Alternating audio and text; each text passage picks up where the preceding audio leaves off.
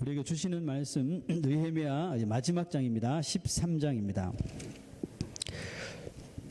네, 마지막 장 13장 주보는 우리가 14절까지인데 그냥 끝까지 다 같이 읽었으면 좋겠습니다. 마지막 챕터니까요.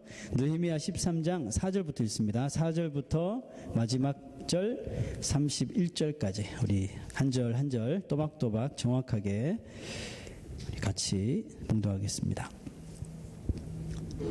봉독하겠습니다.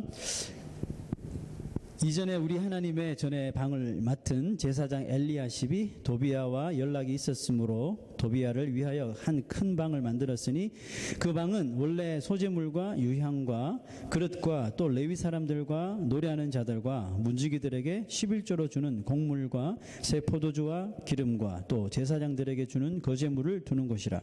그때에는 내가 예루살렘에 있지 아니하였느니라. 바벨론 왕 아닥사스다 32년에 내가 왕에게 나아갔다가 며칠 후에 왕에게 말미를 청하고 예루살렘에 이르렀어야 엘리야십이 도비야를 위하여 하나님의 전뜰에 방을 만든 악한 일을 안지라.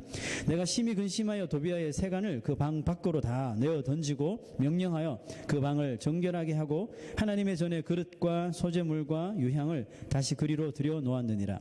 내가 또 알아본즉 레위 사람들이 받을 몫을 주지 아니하였으므로 그 직무를 행하는 레위 사람들과 노래하는 자들이 각각 자기 밭으로 도망하였기로 내가 모든 민장들을 꾸짖어 이르기를 하나님의 전이 어찌하여 버림바 되었느냐 하고 그 레위 사람을 불러 모아 다시 제자리에 세웠더니 이 온 유다가 곡식과 새 포도주와 기름의 11조를 가져다가 곳간에 드림으로 내가 제사장 셀레미야와 서기관 사독과 레위 사람 부다야를 참고지기로 삼고 마따냐의 손자 삭굴의 아들 하난을 버금으로 삼았나니 이는 그들이 충직한 자로 인정됨이라. 그 직분은 형제들에게 분배하는 일이었느니라. 내 하나님이여 이 일로 말미암아 나를 기억하옵소서. 내 하나님의 전과 그 모든 직무를 위하여 내가 행한 선한 일을 도말하지 마옵소서.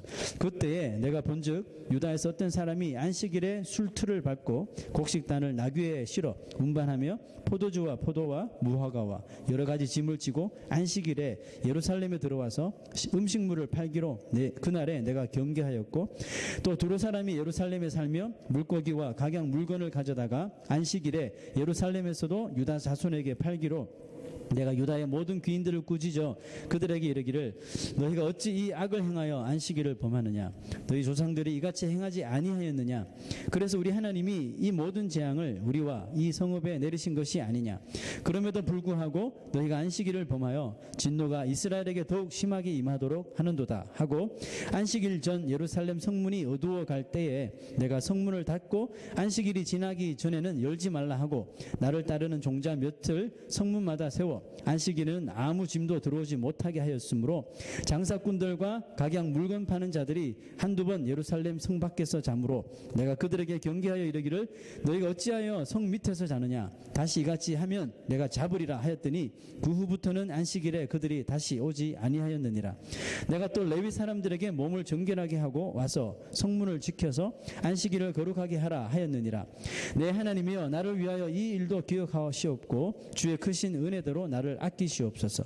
그때 내가 또 본즉 유다 사람이 아스돗과 암몬과 모압 여인을 맞아 아내로 삼았는데 그들의 자녀가 아스돗 방언을 절반쯤은 하여도 유다 방언은 못하니 그 하는 말이 각 족속의 방언이므로 내가 그들을 책망하고 저주하며 그들 중 몇 사람을 때리고 그들의 머리털을 뽑고 이르되 너희는 너희 딸들을 그들의 아들들에게 주지 말고 너희 아들들이나 너희를 위하여 그들의 딸을 데려오지 아니하겠다고 하나님을 가리켜 맹세하라 하고 또 이르기를 옛적에 이스라엘 왕 솔로몬이 이 일로 범죄하지 아니하였느냐. 그는 많은 나라 중에 비길 왕이 없이 하나님의 사랑을 입은 자라.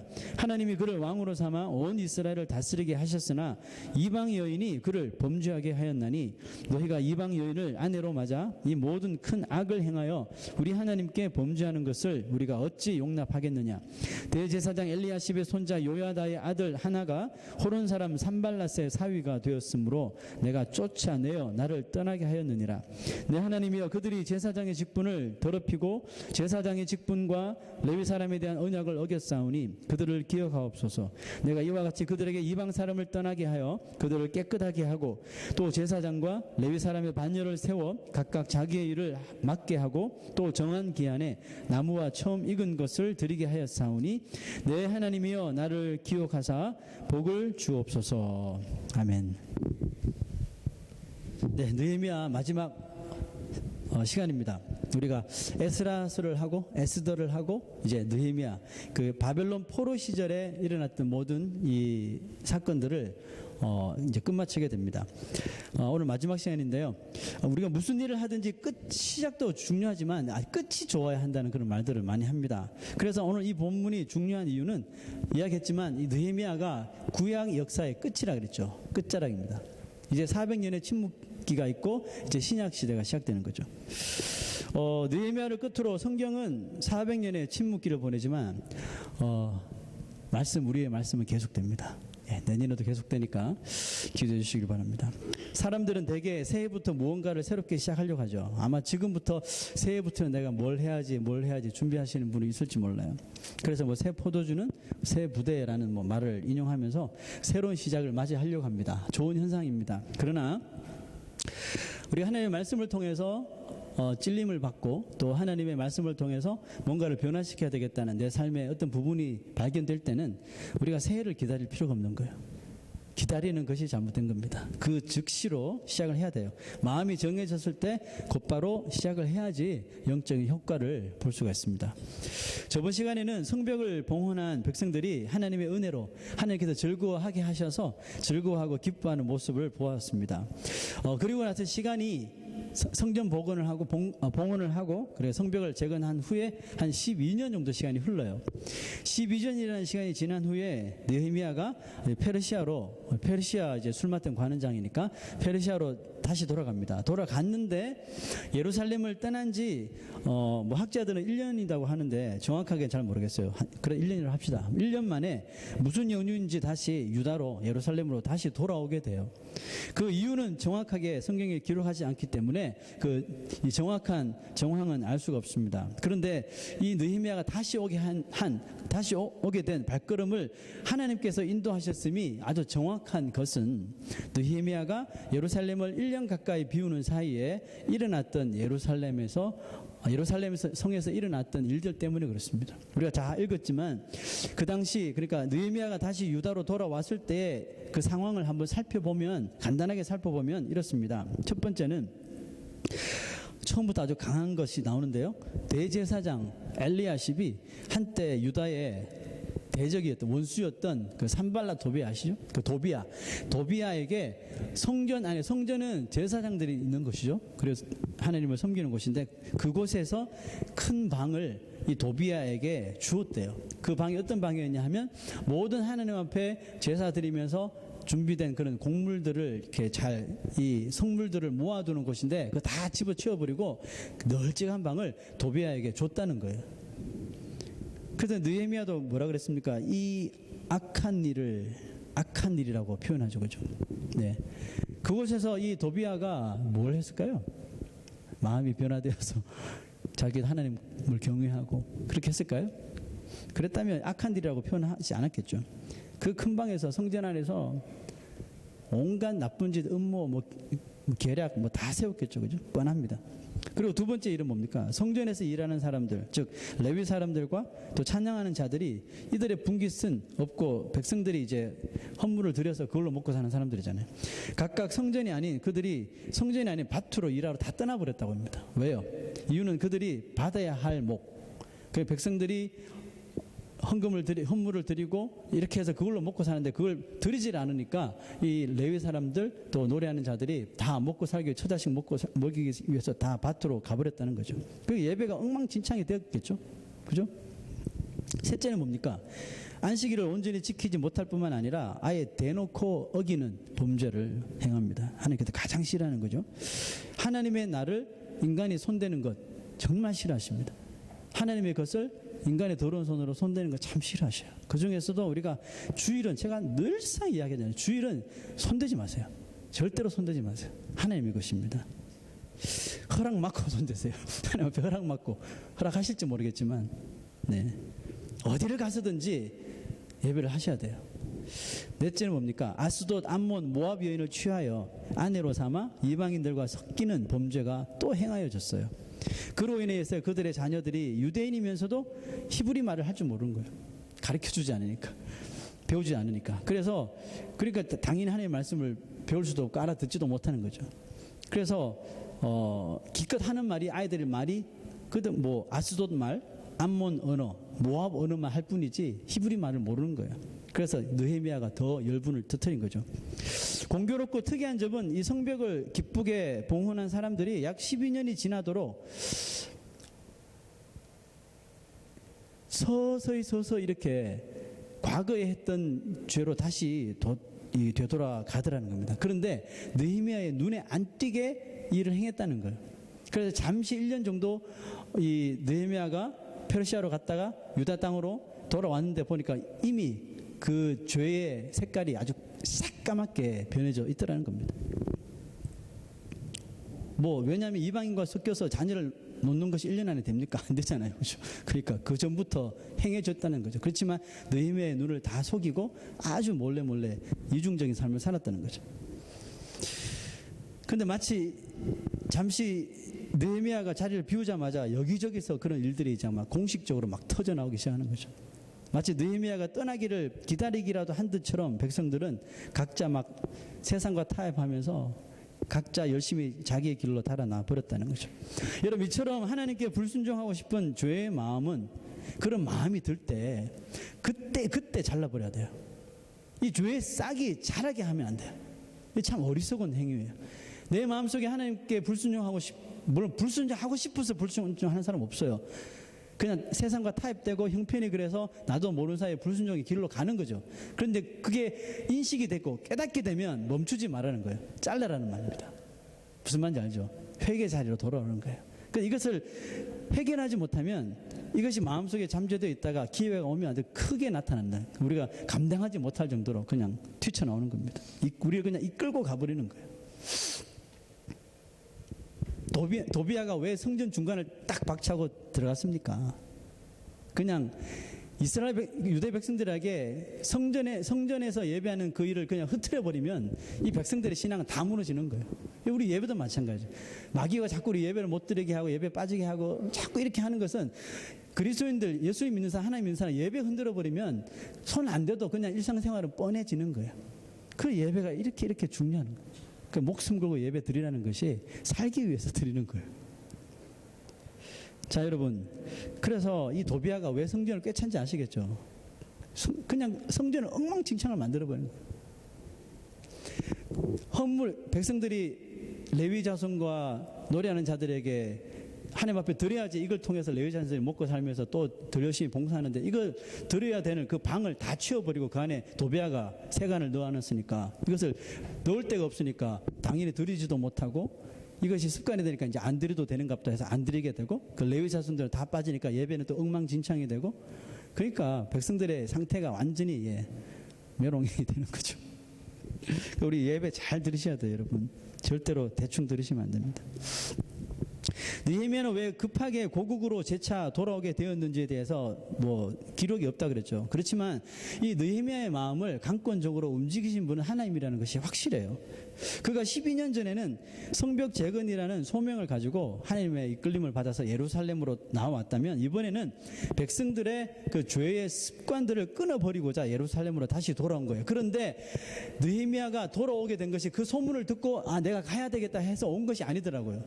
와서 보니까 엉망진창이었다는 거예요. 그러면 그건 뭡니까? 하나님께서 느헤미야에게 영적으로 음성을 들려주셔서 예루살렘으로 발길을 오게 한 거죠. 제 말이 아닌 것이 성경 말씀 보면 6절 봅시다. 그때는 내가 예루살렘에 있지 아니하였느니라. 바벨론 왕 아닥사스다 32년에 내가 왕에게 나아갔다가 며칠 후에 왕에게 말미를 청하고, 그러니까 아주 급히 하나님의 뭐 기도 중에 하나님의 계시를 받았다든지 음성을 들었다든지 해서 무슨 일은 모르지만 급하게 왕에게 이야기를 하고 예루살렘으로 돌아왔다는 것을 봅니다. 이런 생각이 들더라고요. 백성들도 참 어지간히 말 안 듣는다. 이런 생각도 했지만 느헤미야도 참 대단한 사람이다. 왜? 백성들이 잘못된 길로 가는 꼴을 보지 못하는구나. 백성들이 양들이 조금만 이 말씀에 벗어나면 느헤미야가 뭐 어떻게 하지를 못하는 것 같아요. 그래서 페르시아가 뭐 짧은 길입니까? 그곳에서 뭐 금방 또 다시 달려오는 것을 보세요. 사실 오늘 말씀에서 보았던 백성들의 이 행위는 그다지 새로운 것이 아니에요. 이미 우리가 10장에서 보았다시피 느헤미야가 에스라와 더불어 개혁을 단행했던 내용이에요. 토시 하나 틀리지 않고 똑같은 내용이에요. 그죠? 12년 전에 단행했던 내용이에요. 그때 백성들이 어떻게 했습니까? 네, 잘하겠습니다. 잘하겠습니다. 이방 사람들과 절교하고 안식일을 지키고 11조를 드리고 뭐 다 했단 말이죠. 그런데 잠시 자기가 자리를 비우는 사이에 그 쪼르륵 과거의 그 죄로 다 몰려가더라는 겁니다. 이와 같은 모습을 보았을 때 유다 백성들은 누군가 곁에서 그들의 삶을 이렇게 불꽃 같은 눈으로 지켜보고 있지 않으면 너무나도 쉽게 죄의 길로 갑니다. 죄에 오염되어 버리더라는 겁니다. 그런데 이와 같은 백성들의 행위가 알고 보면 하루 이틀 이야기가 아니에요. 느헤미야 이전으로 올라가 봐도 계속적으로 나오는 거예요. 구약, 아니 신약을 다 통틀어서 봐도 마치 그것이 사이클링 되는 것처럼 사이클처럼 계속 되어져 왔어요. 여러분, 그런데도 불구하고 하나님께서 이거 쳐버리지 아니하시고 교회가 무너지지 않고 계속 신앙 아래 명맥을 강력하게 이어져 오고 있는 이유가 있어요. 그게 뭘까요? 그게 바로 하나님의 섭리가 있었다는 거죠. 무슨 섭리가 있었을까요? 하나님은 어떻게 하나님의 백성들이 그렇게 배교하고 불순종하는데도 이날까지 그 신앙이 잘 전수되게 하셨을까요? 하나님은 그때마다, 즉 배역할 때마다 그들을 하나님께로 돌이킬 수 있는 사람을 꼭 세우셨단 말이에요. 꼭 군데 모세를 위시해서 사람들을 세우셨어요. 그들은 마치 목자처럼 나타나서 각기 제 길로만 가려고 하는 그 양들을 참 목자하신 하나님께로 인도해 주었어요. 그러므로 느헤미야도 그 사람들 중에 한 사람이라는 것을 기억하시면 돼요. 무너진 성벽도 성벽이지만 느헤미야의 그 눈은 애시당초 무너진 성벽을 다시 재건해야 되겠다, 그것보다 성벽도 무너져, 성전도 무너져, 이방 사람들한테 계속해서 이 원수들한테 고통을 받아, 성벽보다는 애시당초 그 백성들, 영적으로 무너진 백성들에게 더 마음이 있었다는 것입니다. 그게 왜 맞냐고요? 한번 볼게요. 그럼 어떻게 보면 성벽은 무너진 백성들의 신앙을 이렇게 세우기 위한 느헤미야의 수단 같은 것이었어요. 총 느헤미야가 오늘 13장을 읽었으니까 13장을 가지고 있는데 이 중에서 성벽을 짓는 스토리가 몇 장이 걸쳐 나올까요? 성벽 재건이 중심이고 핵심이고 주제라면 1장부터 13장까지 스토리를 쭉 길게 늘려서 가야 돼요. 그 13장에 와서 봉헌을 드리고 성벽을 완성했습니다. 끝. 이렇게 돼야 되는 거예요. 그런데 13장 중에 성벽을 짓는 일을 할애한 장은 딱 5장밖에 없어요. 13장 중에 5장밖에 없습니다. 그리고 날짜로 따져도 성벽 재건하는 일은 며칠이었죠? 며칠 만에 성벽이 재건됐습니까? 52일. 2달도 안 돼요. 느헤미야가 성벽을 50일 만에 재건하고 페르시아로 돌아갔나요? 여기 보니까 12년을 머물러 있었단 말이에요. 왜 머물러 있었냐 말이죠. 성벽 다 지었었는데 일 끝났는데 돌아가야 되잖아요. 안 돌아갔단 말이에요. 그 다음부터 6장부터 13장까지 나오는 이 얘기는 성벽 재건에 대한 내용이 아니에요. 뭡니까? 무너진 백성들의 그 상태를 재건하는 일이었어요. 그러니까 애시당초 느헤미야는 성벽을 수단을 삼아서 무너진 백성들의 마음을 일으켜 세우는 것이 애시당초 목적이었다는 겁니다. 여러분, 우리들도 시선이 늘 사람에게 향해 있어야지 하나님께 쓰임 받습니다. 그리스도인들은 직장 생활을 해도 어디를 가더라도 우리의 시선이 뭐 일과 돈에만 향해 있으면 안 됩니다. 우리의 믿음의 눈이 한 영혼, 내가 만나고 부딪히는 한 영혼을 향해 항상 있어야 돼요. 우리의 시선이 일과 돈에만 향해 있으면 우리는 하나님께서 우리를 이 세상에서 이런 일을 주시고 이런 일을 맡겨주신 그 사명을 잘 감당할 수가 없습니다.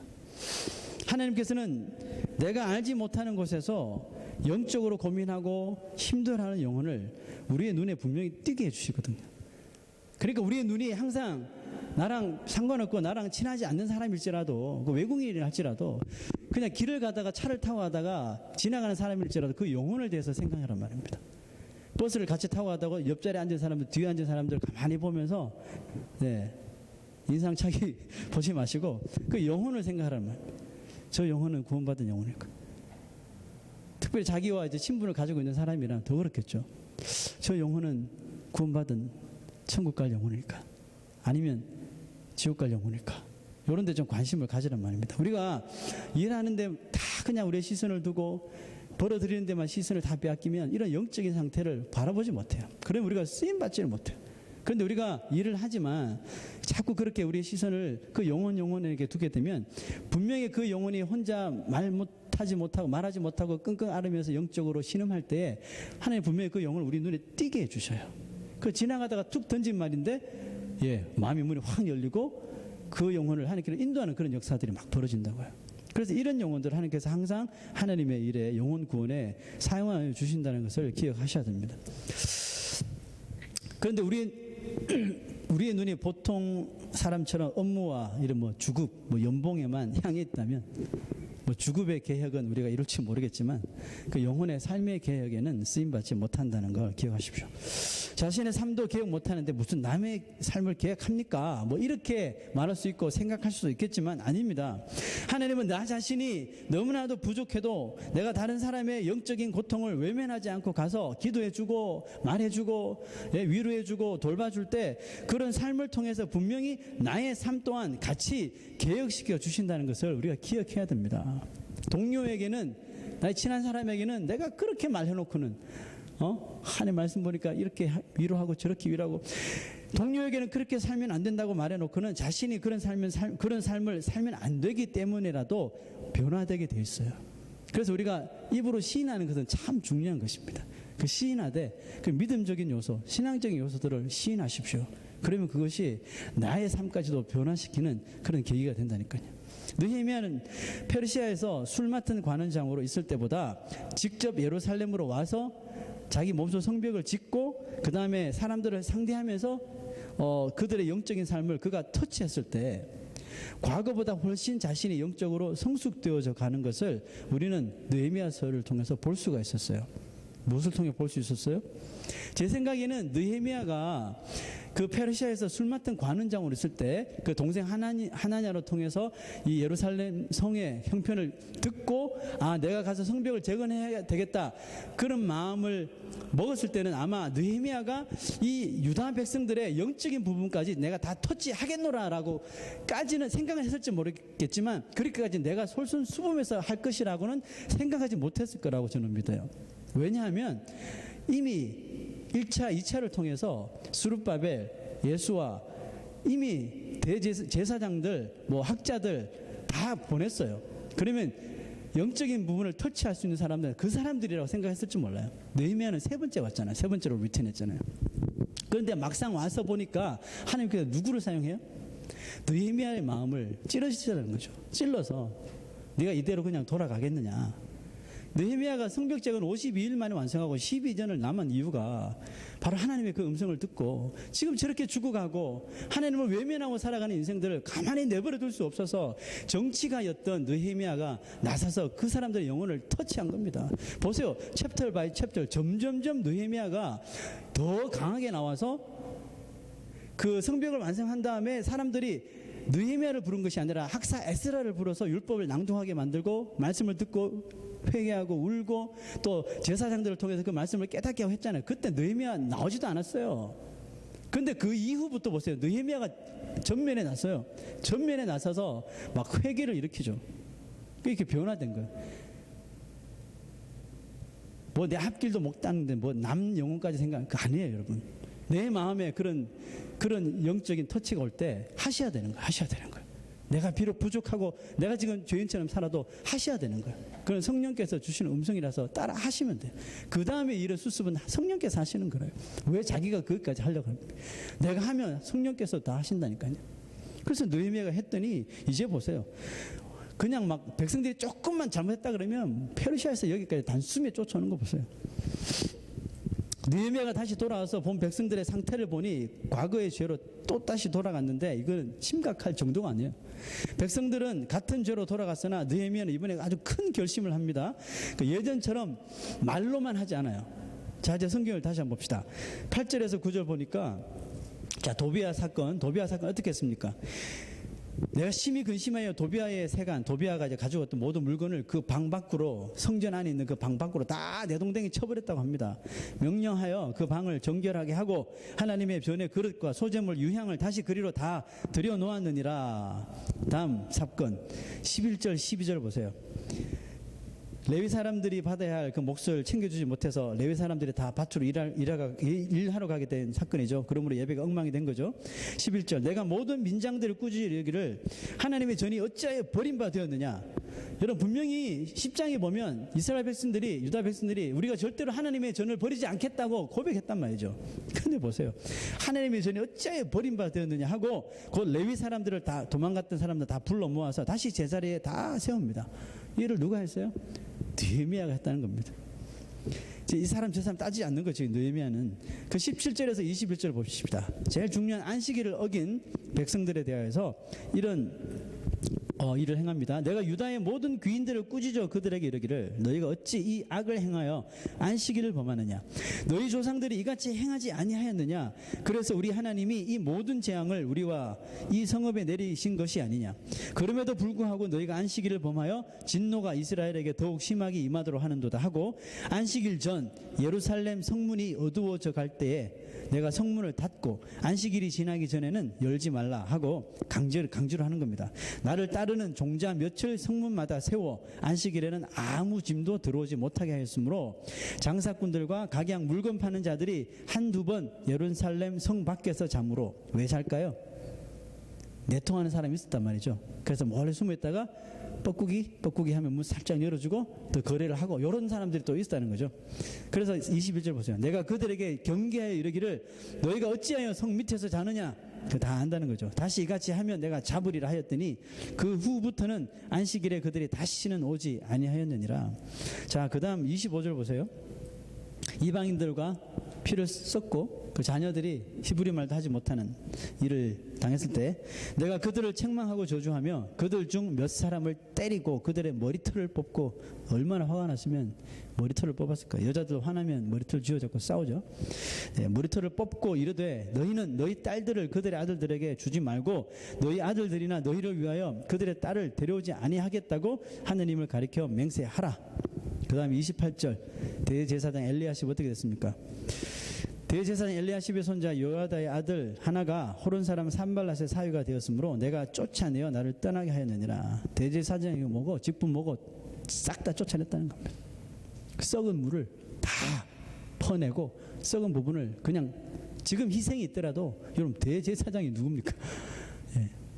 다 썩은 부분 다 잘라 희생이 있더라도 잘라내고 다시 시작했다는 겁니다. 느헤미야의 계획이 예전보다 훨씬 더 강력하다는 것을 볼 수 있죠. 이제는 말로만 넘어가지 않았습니다. 이렇게 느헤미야는 유다 백성들의 범죄를 하나라도 그대로 두고 넘기지 않았습니다. 자신이 어렵고 힘들게 고국으로 돌아와서 이루어 놓은 것이라서 아까워서 그런 겁니까? 아니에요. 느헤미야는 자신의 나라를 이 예루살렘을 이 유다를 너무너무 사랑했기 때문에 그렇습니다. 왜냐하면 그 나라가 바로 백성들의 나라가 아니라 하나님의 나라이기 때문에 그랬어요. 그렇기 때문에 그대로 둘 수가 없었던 것입니다. 하나님의 나라에서 이런 일이 행해지고 하나님의 백성들이 하나님 뜻에 합당하지 않은 일을 할 때 느헤미야는 영적인 양심상 가만히 있지 못하는 거예요. 페르시아에서 단숨에 달려와서 그냥 아작을 내버린 겁니다. 그 나라에서 그 사랑하는 하나님의 백성들이 영원히 하나님 나라에 거하기를 원했기 때문에 그렇습니다. 유다 백성들이 저주받아 마땅한 행위를 했음에도 느헤미야의 이렇게 빠르고 정확한 이런 조치로 인하여 백성들이 받을 저주를 막고 그릇되이 행한 자들을 책망하여 백성들을 저주의 통로가 아닌 축복의 통로로 다시 인도한 일을 느헤미야가 감당해 주었다는 거죠. 이렇듯 하나님은 그의 백성들이 저주받아 망하는 것을 원치 않습니다. 아무리 하나님의 백성들이 잘못하고 불순종해도 저주받아 망하는 걸 하나님 원치 않아요. 하나님께서 원하시는 것은 뭡니까? 하나님의 백성들이 회개하여 계속해서 하나님께서 내리시는 그 축복의 샘물이 그 삶 속에 계속 흐르기를 하나님께서 원하시는 거예요. 이 말은 하나님은 그의 백성들이 저주의 대상이 되는 것을 용납하지 않으신다는 거예요.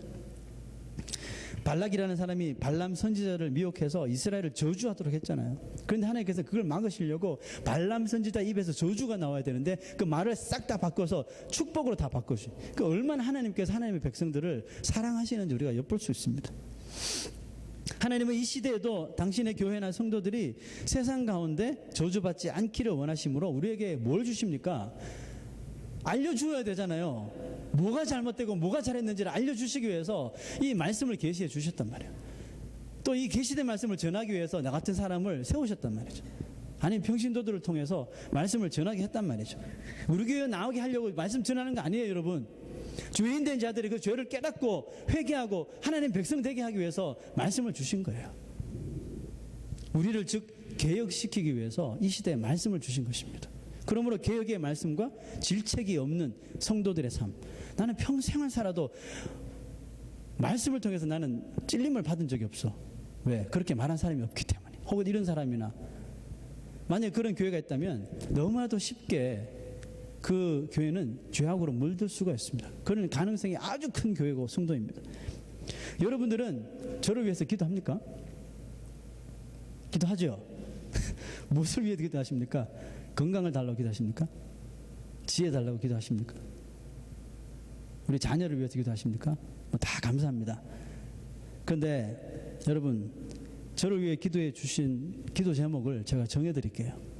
뭘 기도하셔야 되냐면, 제가 이 강단에 서서 여러분들의 마음을 즐겁게 하고 여러분들의 귀를 즐겁게 하는 그런 설교를 하는 것이 아니라 매주마다 성도들의 가슴에 비수를 팍팍 꽂고요, 치료의 화살을 막 쏘아버리는, 찔림의 화살을 막 쏘아버리는 그런 설교를 하게 해달라고 기도하셔야 돼요. 나를 나쁜 사람으로 만드셔야 된다니까요. 이 나쁜 사람이라는 의미를 아시겠죠? 네. 강단에서 말씀은, 이 시대의 말씀은 다 안 찔리면 거짓말입니다. 다 찔리게 되어 있습니다. 그런데 요리 피하고 저리 피하고 요리 피하고 저리 피하고 해서 살면 결국 그 사람에게 불이익이 가는 것입니다. 그냥 교회 와서 예배 드리고 찬양 부르면서 그냥 마음이 흔들리고, 은혜 받는 것처럼 보이고 말씀을 통해서 그냥 기분 좋고 복 받는 말 듣고 교회 가면, 집에 가면 참 좋을 것 같은데 그게 아니에요, 여러분.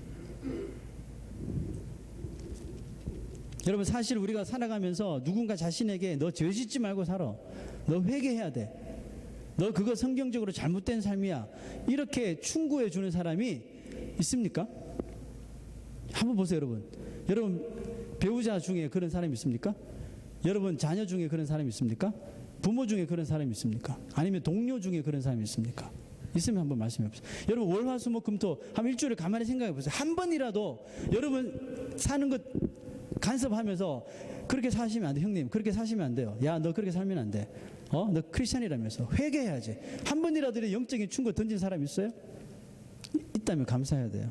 솔직하게 여러분, 우리가 주일에 교회 와서 설교 들으면서 말씀으로, 그나마 말씀으로 우리를 찌르는 그런 말씀이 전해진다면 여러분 그게 달 거예요. 여러분 일주일 살면서 우리에게 이런 영적으로 터치하는 사람이 솔직히 잘 없습니다. 그렇죠? 여러분 가운데 그런 친구나 배우자나 혹은 부모나 자녀들이 자기의 이런 영적인 충고를 던진다면 감사로 받으세요. 왜? 나의 삶이 그렇게 보였기 때문에 그런 거죠. 괜히 시비 걸려고 하는 건 아니라는 거 알잖아요. 그러면 받아들이란 말이에요. 억셉하시란 말이에요. 하나님께서 느헤미야를 통해서, 이 제사장도 아닌 사람이, 느헤미야가 정치인인데 느헤미야를 통해서 막 찌르고 막 머리털 뽑고 막 해도 이 백성들이 다 순종하잖아요. 왜? 그 사람을 통해서 하나님께서 말씀하시는구나 받아들이니까 오히려 이게 감사하더라는 거죠. 왜? 그것이 그 백성들을 살리는 일이 되는 거예요. 우리는 지금보다 훨씬 많은 말씀의 채찍과 성령의 불방망이로 얻어 맞아야 합니다. 저를 위시해서 저는 말씀 준비해서 먼저 맞고요. 두고 보십시오 하면서 저는 여기 나와서 이제 성령의 불방망이로 쳐야 되는데, 때로는 제가 양심이 약해서, 양심이 아니라 좀 마음이 약한 사람이 돼서 이런 생각을 해요. 이 말을 하면 자꾸 걸리는 거예요. 저 성도는 내가 이 말을 하면 은혜 받는 것보다는, 회개하기보다는 튕겨 나갈 것 같아. 그래서 여러분, 제가 그렇게 하면 안 되는데, 이렇게 가야 되는데 이렇게 같은 설교들이 있어요.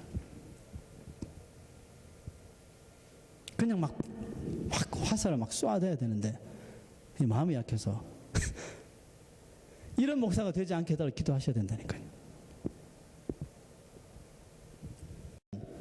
그 유대인들이 왜 그렇게 자녀들을 채찍을 들어서라도 말씀을 익히는지 아시겠죠?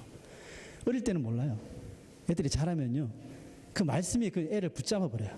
붙잡아서 그냥 내가 원치 않는데도 말씀에 따라 살게 돼요. 적어도 구약의 말씀에 따라 살게 되더라고요. 유대인들 보세요. 어린아이들 토요일 되면 차를 타지도 않고 그냥 그 모자 쓰고 아버지 따라 엄마 따라 회당에 가서 예배 드리는 거 보세요. 아까운 예배를 드리는 거죠. 그죠? 절반의 예배를, 절반도 아니죠. 예수님 없는 예배를 드리죠. 그렇지만 그런 모습은 우리가 본받아 드릴 거 아닐까요? 말씀의 채찍을 가볍게 하지 마세요. 그냥 맞을 때 확실하게 맞으셔야 돼요. 분명하게 맞으셔야지 내가 지금 어디가 아프고 내가 무엇이 잘못됐는지를 깨달을 수가 있게 돼요. 그래서 목사가 설교할 때 찌르는 말이 없다면 좀 속된 말로 가짜 말씀이라고 받으시면 돼요. 물론 은혜의 말씀이 증거될 때도 있고, 사랑의 말씀이 증거될 때도 있고, 치료의 말씀이 증거될 때도 있지만, 하나님의 말씀은 결국은 결론은 다 사랑으로 가게 돼 있어요. 채찍을 하고 막 화살을 쏘아대도 그것을 아멘으로 받으면 그게 결국은 다 사랑으로 간다니까요. 하나님의 사랑으로 다 가게 돼 있어요. 그걸 깨닫게 돼 있어요.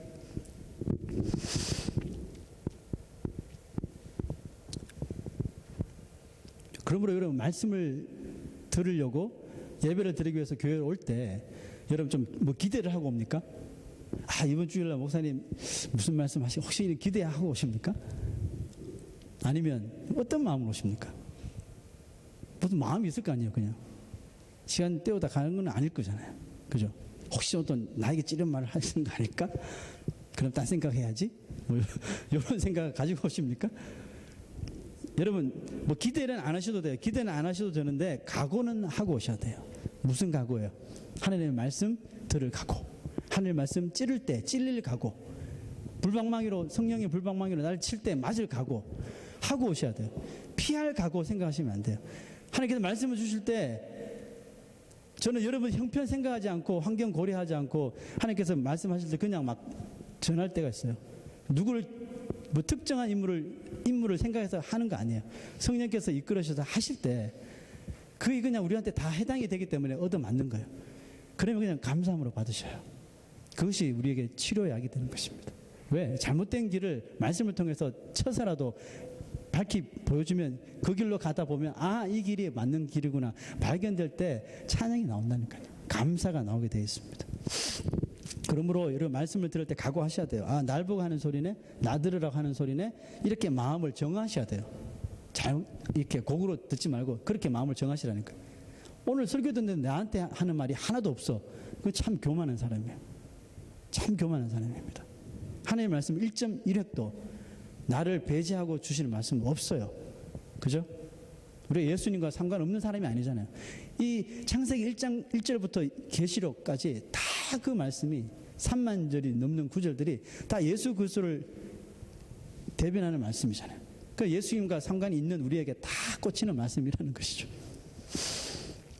사랑하는 성도 여러분, 성령 하나님께서 말씀 가운데 우리의 죄를 낱낱이 들춰 보여주실 때 오히려 감사합니다. 주님, 하나님을 찬양합니다. 이렇게 고백하십시오. 자, 예수님의 말씀 한번 볼까요? 마가복음 9장으로 한번 넘어갑시다. 마가복음 9장. 마가복음 9장 42절.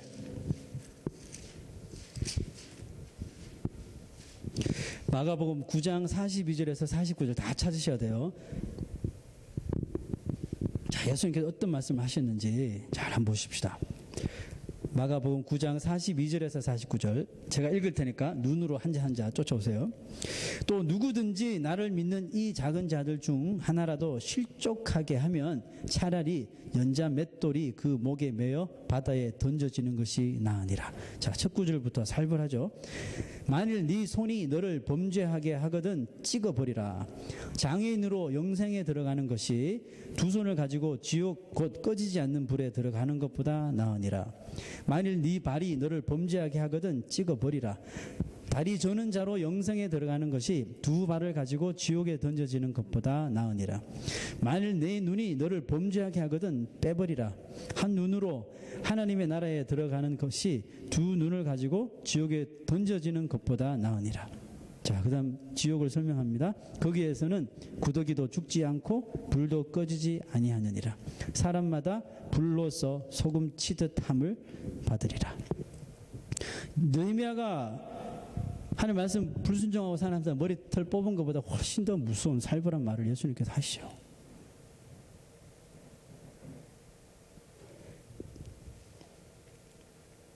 예수님 말씀에 이게 핵심이 뭡니까? 죄 짓고 살지 말라는 거죠. 죄를 짓되 그 죄에 지은 것을 방치하지 말라는 거예요. 방치하지 말라는 거죠. 설마 여러분 우리가 손으로 범죄해서 손을 잘라버렸다고 합시다. 그래서 손 잘라버리고 회개하고 죄 지은 것을 잘라버리고 천국 갔다 합시다. 천국 가면 외팔로 있겠습니까? 아니요. 천국 가면 완전한 몸이 됩니다. 그죠? 불타 없어졌던 순교 당했던 사람도 천국에 가면 다시 재생이 됩니다. 제3의 몸으로 예수님의 몸과 같이 되는 거예요. 그런 거 걱정할 필요 없어요. 그러니까 이 세상 살면서 뭔가 잘못해서 죄를 지었다면 그 죄에 대한 것들은 확실하게 컷 아웃 하라는 것이 주님의 말씀이에요. 그거 해결하지 못하고 지옥 가면 보세요. 거기에는 구더기도 죽지 않고 불도 끄지 않는데요. 얼마나 무서운 말씀, 핵심적인 말씀을 주님께서 하십니까? 느헤미야의 이 13장 마지막은요, 그의 느헤미야의 기도로 끝납니다. 9절 9절 기도도 있긴 하지만 31절 마지막에 보면 내 하나님이여 나를 기억하사 복을 주옵소서라고 끝납니다. Remember me with favor, oh my God이라고 느헤미야가 기도합니다. 자, 여기서 느헤미야가 Remember me, 나를 기억하소서, 뭘 기억해달라는 뜻일까요? 하나님, 내가 이 유다 백성들 범죄하는 거 다 이렇게 세워서 개혁 변화 다 시켰습니다. 이거 아시죠? 알아달라는 말입니까? 이걸 기억해 달라는 소리입니까? 저는 아니라고 생각해요. 하나님, 내가 하긴 했지만 백성들의 죄악은 또 될 것입니다. 백성들의 죄악은 여전할 것입니다. 그러므로 하나님, 저로서는 안 된다는 거야.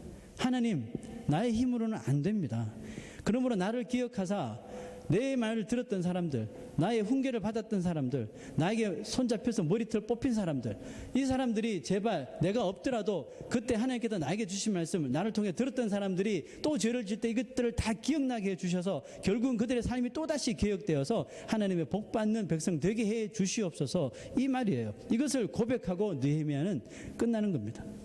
그러므로 느헤미야의 전체 메시지는 느헤미야를 넘어서야 되는 겁니다. 우리가 에스라에도 그랬지만 느헤미야가 누구를 상징한다 그랬습니까? 예수 그리스도를 상징한다 그랬죠. 그죠? 느헤미야를 넘어서서 우리가 바라보아야 하는 것이 뭐예요? 인간을 넘어서서 예수 그리스도를 바라보는 데까지 가야 된다는 것입니다. 그래서 느헤미야가 히브리 구약 성경의 끝이지만 400년 침묵기가 있지만 느헤미야를 건너뛰어서 예수 그리스도까지 가는 거예요. 아시겠습니까? 그러므로 사람은 인간 지도자 느헤미야를 넘어서서 참된 지도자이신 예수 그리스도를 따라야 된다는 것을 말하고 있는 것입니다. 느헤미야는 잠시 자기 자신 일이 있어서 백성들을 떠났지만, 그래서 그 잠시 비우는 사이에 백성들이 엄청난 죄를 범했지만 우리 주 예수 그리스도께서는 누구나도 예수 그리스도 끝까지 Fix your eyes on Jesus Christ. 예수 그리스도에게 시선을 떼지 않고 딱 고정되게 살아가는 사람은 예수님께서 절대로 그의 마음, 우리의 마음에서 떠나지 않습니다. 우리의 마음을 비우시지 않는다니까요. 하나님께서 My duty is off 하고 비우시지 않는다니까요. 느헤미야는 비우는 사이에 백성들이 죄를 범했지만 예수님은 안 비우셔요. 우리가 언제 죄를 범하나요? 예수님 바라보지 못하고 예수님께 시선을 고정하지 못하고 자꾸 다른 것에 우리의 시선을 고정하고 예수님을 무시했을 적에 그 죄의 길로 빠져드는 거예요.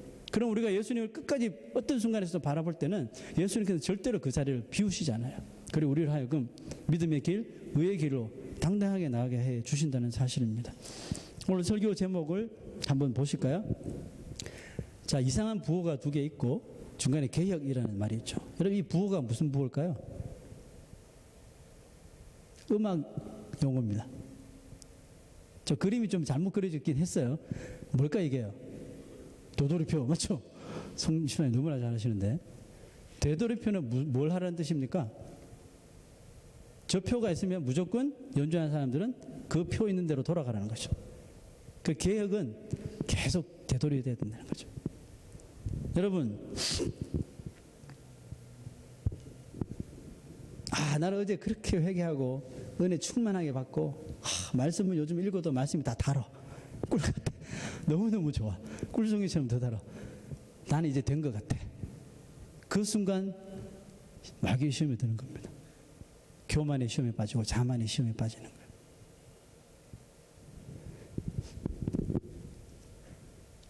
여러분, 죄를 짓고 우리가 죄의 본성을 가지고 있는 인생이라 예수를 믿어도 또 우리 죄를 짓잖아요. 그죠? 예수를 바라보는데 불구하고 또 죄를 지어요. 이런 우리 인생 어떻게 하겠습니까?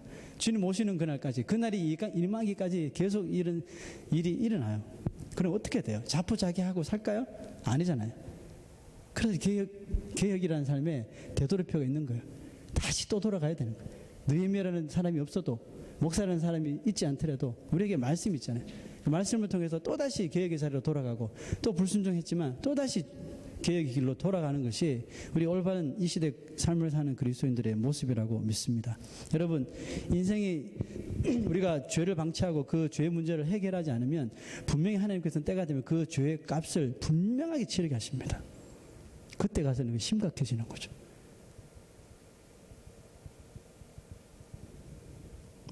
여러분, 하나님 앞에 그 죄값을 받는 것보다 사람으로 세우신 그 사람의 말을 통하여서 충고를 받고 회개의 자리로 나가는 것이 더 이익이 되지 않을까요? 우리 하나님께서 공의의 하나님이십니다. 공과 사를 분명히 구분하시는 하나님이요. 죄에 대해서는 확실하게 징계를 내리시지만 용서하는 죄는 끝까지 회개한 죄는 끝까지 다 용서해 주시는 사랑의 하나님이시죠. 그 공의를 실현하시는 하나님이셔요. 여러분, 인생에 짓는 그 어떤 죄라도 하느님께 나와 회개할 때 용서받지 못할 죄는 없습니다.